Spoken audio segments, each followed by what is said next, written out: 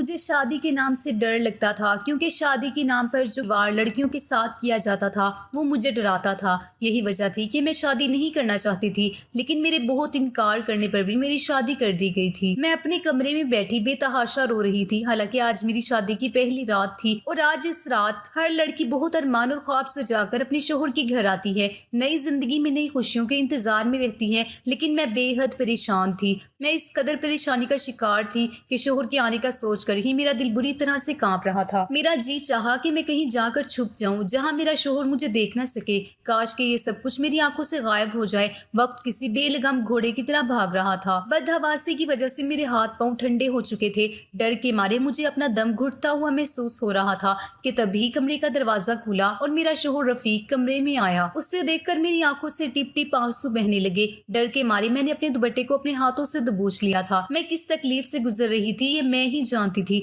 جیسے جیسے میرا شوہر میرے قریب آ رہا تھا میرا پورا جسم کانپ رہا تھا۔ رفیق میرے پاس آ کر بیٹھ گیا۔ کچھ دیر تک میرے حسین چہرے کو بڑی محبت سے دیکھنے لگا۔ میں بے حد خوبصورت تھی اور یہی میرے لیے سب سے بڑا مسئلہ بن چکا تھا۔ جیسے ہی اس نے اپنا ہاتھ میرے ہاتھ پر رکھا تو مجھے اتنا ٹھنڈا پا کر کہنے لگا، کیا بات ہے آسیہ، تم اتنا زیادہ نروس کیوں ہو؟ اب میں اسے کیا بتاتی کہ مجھے شادی سے ڈر لگتا ہے۔ میں نے نام میں سر ہلا دیا۔ میں نے کہا کچھ نہیں۔ وہ کہنے لگا، پھر تم اس قدر گھبرائی ہوئی کیوں ہو؟ میں نے آہستہ سے کہا، مجھے اس رشتے سے ڈر لگتا ہے۔ میری بات سن کر وہ ہنسنے لگا اور میرا ہاتھ تھام کر مجھے تسلی دینے لگا۔ کہنے لگا، پریشان مت ہو۔ میں نے کہا، لیکن مجھے بہت ڈر لگ رہا ہے۔ وہ کہنے لگا کہ اس میں ڈرنے کی کوئی بات نہیں ہے۔ میں نے کہا، مجھے بہت ڈر محسوس ہو رہا ہے کہ پتہ نہیں کیسے سب ہوگا۔ وہ کہنے لگا کہ دیکھو، اس کا ایک ہی حل ہے میرے پاس۔ میں نے پوچھا، وہ کیا؟ میری اس بات کو سن کر اس نے میرے ہاتھوں کو تھام کر مجھے تسلی دی اور اس کے بعد اٹھ کر کھڑا ہو گیا۔ الماری کے پاس گیا، الماری کھولی اور ایک میڈیسن لا کر مجھے تھما دی۔ ساتھ میں پانی کا گلاس دیا۔ کہنے لگا، یہ گولی کھا لو۔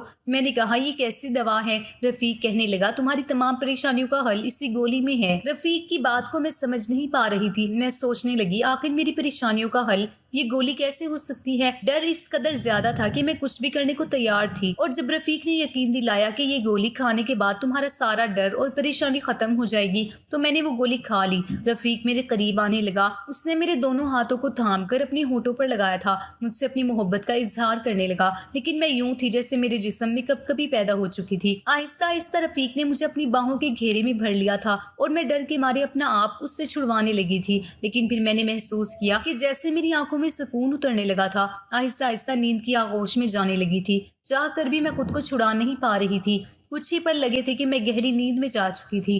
میری شادی سے کچھ دن پہلے میری سہیلیاں مجھے لے کر بیٹھ گئی تھی جو کہ پہلے سے شادی شدہ تھی۔ مجھ سے کہنے لگی، کچھ دن بعد تمہاری بھی شادی ہونے والی ہے، اس لیے ضروری ہے تم ہم سے اس رشتے کے بارے میں کچھ جانکاری لے لو۔ میں شادی کے رشتے سے بالکل انجان تھی، اس لیے جب میری دوستوں نے مجھے اس رشتے کے بارے میں بتایا تو مجھے اس رشتے سے کچھ ڈر سا محسوس ہونے لگا تھا، کیونکہ ان کے بتانے کا انداز ہی کچھ ایسا تھا۔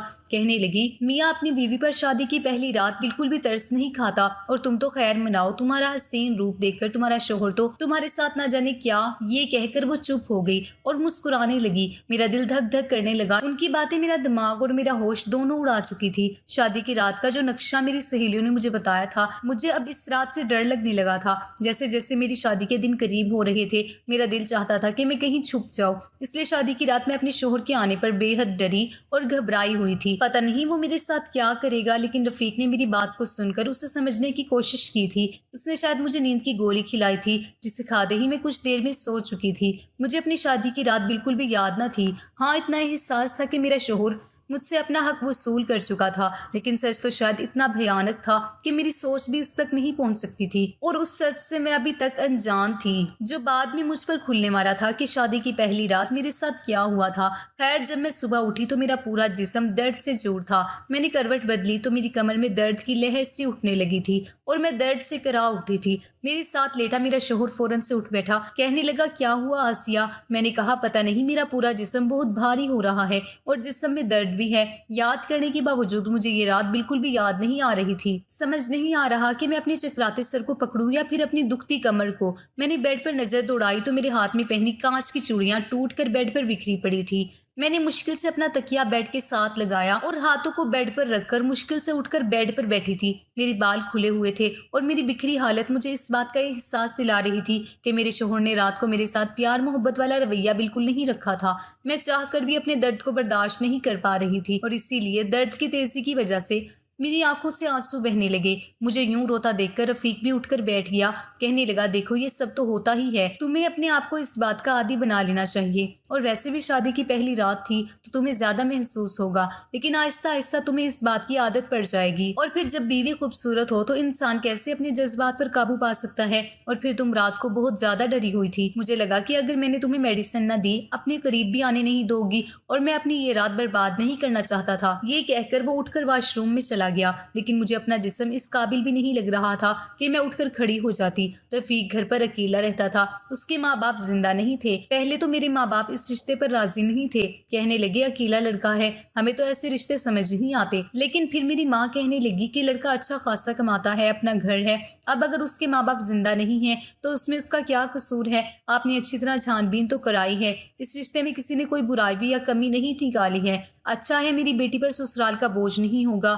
میں نہیں جانتی تھی کہ شادی کی رات ہی میری ایسی حالت ہو جائے گی کہ میں کھڑی بھی نہیں ہو پاؤں گی۔ رفیق جب نہا کر باہر آیا تو مجھ سے کہنے لگا، دیکھو میرے گھر میں تمہاری خدمت کرنے کے لیے فی الحال کوئی نہیں ہے، اس لیے یہ گھر تم کو ہی سنبھالنا ہے۔ مجھے اس کی اس بات پر اعتراض نہ تھا، لیکن مجھے اپنا آپ اس وقت اس قابل نہیں لگ رہا تھا کہ میں اس کا ناشتہ بنا سکتی۔ وہ اپنی بات کہہ کر کمرے سے جا چکا تھا کہ جلدی سے اٹھ کر باہر آؤ اور میرے لیے ناشتہ بناؤ۔ جب میں بیڈ سے اٹھ کر کھڑی ہوئی تو مجھے ایسا لگا جیسے میری کمر ٹوٹ جائے گی۔ میں بڑی مشکل کمرے سے باہر آئی۔ رفیق باہر لاؤنج میں ہی بیٹھا فون پر کسی سے ہنس کر باتیں کر رہا تھا، لیکن جو باتیں وہ کر رہا تھا اس نے مجھے شرم سے پانی پانی کیا تھا۔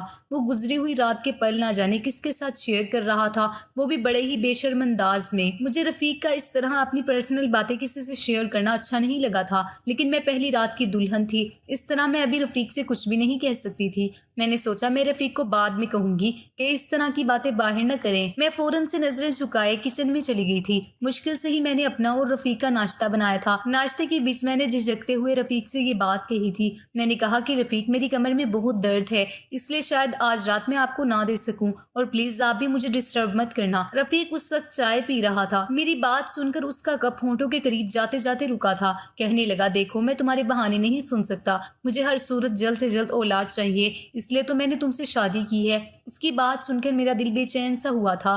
میں نہیں جانتی تھی کہ رات کو میرے ساتھ ہوا کیا تھا، لیکن جو حالت میری اس وقت تھی میں شاید اس قابل نہیں تھی کہ میں دوبارہ اسی تکلیف کو جھیلتی۔ لیکن میرے سامنے کھڑا انسان میری ہر تکلیف سے بے پرواہ ہو کر بس اپنی ہی منمانی کرنا چاہتا تھا۔ جیسے ہی رات ہوئی مجھے لگا میرا دل کسی نے مٹھی میں لے لیا ہو۔ رات کو پھر رفیق نے مجھے ایک دوسری میڈیسن دی۔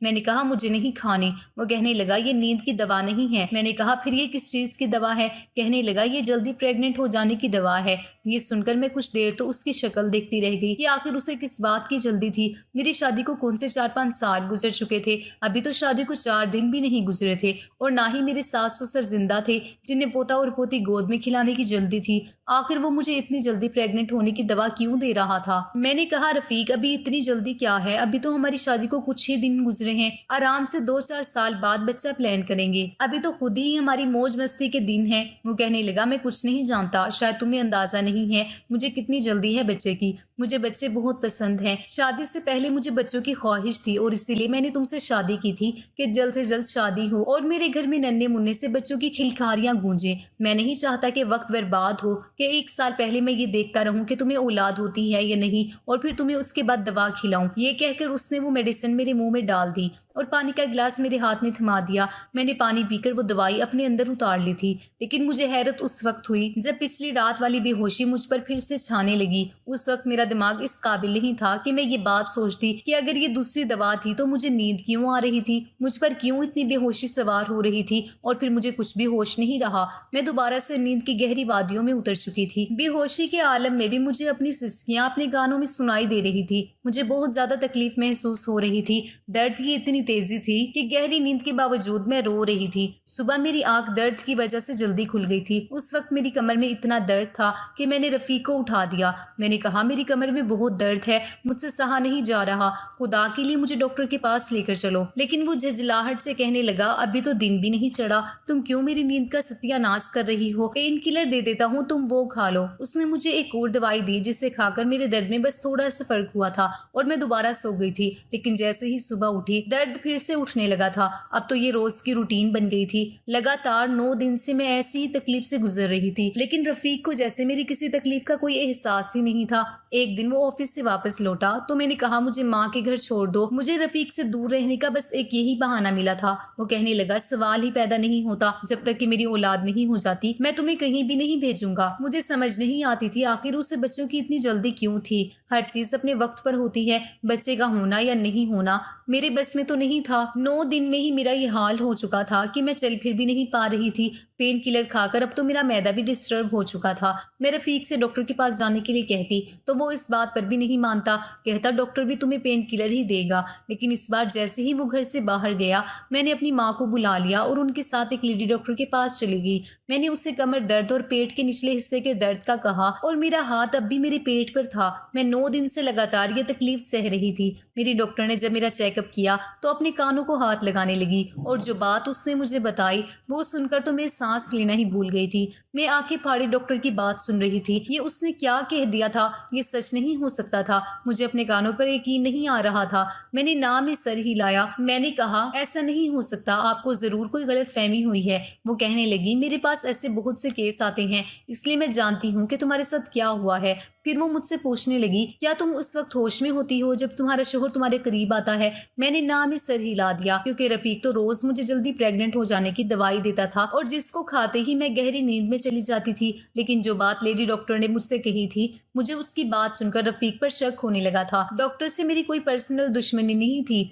जो वो मुझसे झूठ बोलती या रफीक के खिलाफ मेरी कान भरती। वो एक डॉक्टर थी और उसका पेशा सिर्फ अपने मरीज का चेकअप करना और उनका इलाज करना था। उसने वही बात बताई होगी जो मेरे साथ हुआ था। मेरे पास डॉक्टर की बात पर यकीन करने के अलावा कोई दूसरा रास्ता ही नहीं था। मेरे दिल में अब रफीक के लिए शक बढ़ चुका था। डॉक्टर कहने लगी अगर तुम्हारे शोहर को तुमसे मोहब्बत है तो वो तुम्हें नींद की दवा देकर ही क्यों तुम्हारे करीब आता है, इसकी वजह क्या है। इस तरह के सवाल सुनकर मुझे रफीक पर और भी ज्यादा शक होने लगा था। लेकिन मैं ये कैसे जान सकती थी कि सच क्या है, क्योंकि मैं उससे पहले भी कई बार वो मेडिसिन खाने से इनकार कर चुकी थी। लेकिन वो मेरी बात नहीं सुनता था। जबरदस्ती वो मेडिसिन मेरे मुंह में डाल देता और पानी का गिलास मेरे होंठों पर लगा देता। डॉक्टर कहने लगी अच्छा ऐसा करो, तुम मुझे उस मेडिसिन का नाम बताओ। तो मैंने सोचा मुझे तो उस मेडिसिन के बारे में कुछ पता ही नहीं है। आज तक रफीक ने मुझे वो मेडिसिन दिखाई नहीं थी। वो तो अपनी अलमारी में से वो दवा निकाल कर मुझे देता था। लेकिन जब मैंने ये बात लेडी डॉक्टर को बताई तो वो हंसने लगी। कहने लगी ऐसी कौन सी दवाई है जो तुम्हारा शोहर इतना छुपा कर रखता है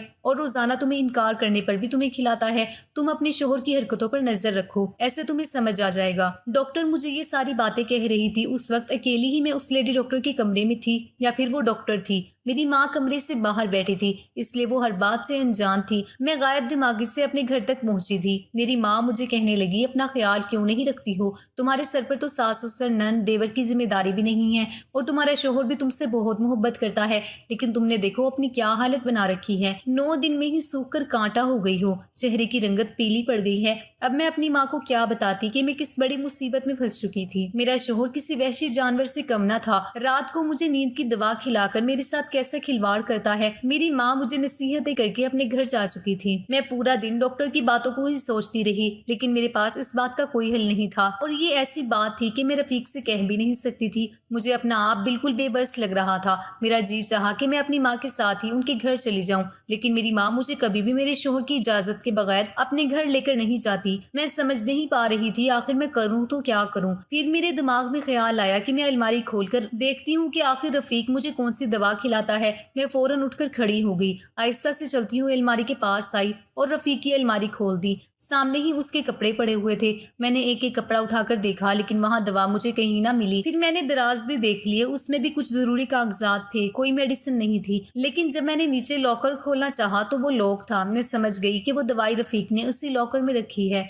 रात को जब रफीक वापस आया तो मैंने उसे खाना दे दिया, लेकिन मेरी भूख तो जैसे उड़ चुकी थी। जो बात डॉक्टर मुझे बता चुकी थी उसके बाद तो मेरे दिमाग ने काम करना ही बंद कर दिया था। मैंने खाना नहीं खाया था और रात को सोते वक्त मैंने दूध का गिलास पी लिया। इससे पहले कि रफीक कमरे में आता मैं फौरन से बेड पर जाकर लेट गई اور اپنی آنکھیں بند کر لی تاکہ رفیق کو لگے کہ میں سو چکی ہوں۔ ہو سکتا ہے وہ مجھے سویا ہوا دیکھ کر مجھے میڈیسن نہ کھلائے اور مجھ پر یوں بے ہوشی طاری ہو۔ میں جاننا چاہتی تھی کہ رفیق رات کو میرے ساتھ کرتا کیا ہے۔ کچھ دیر بعد ہی رفیق کمرے میں آیا، مجھے بیڈ پر سوتا دیکھ کر میرے قریب آیا اور بازو سے مجھے ہلا کر اٹھانے لگا، کہنے لگا اٹھ کر بیٹھو۔ میں نے اپنی آنکھیں کھولی تو رفیق ماتھے پر بل چڑھائے مجھے دیکھ رہا تھا۔ میں نے کہا رفیق مجھے نیند آ رہی ہے، میں سونا چاہتی ہوں اور میری کمر میں بھی درد ہے۔ میری بات سن کر رفیق کہنے لگا یہ بہانے تم میرے سامنے مت بناؤ، میں تمہیں پہلے بھی کہہ چکا ہوں کہ مجھے ہر قیمت پر بچہ چاہیے، چلو اٹھو اور دوا کھاؤ۔ میں اٹھ کر بیٹھ گئی۔ میں نے کہا کہ آخر آپ نے دوائی اپنی الماری میں چھپا کر کیوں رکھی ہے؟ میری باقی دوائیوں کے ساتھ رکھ دے،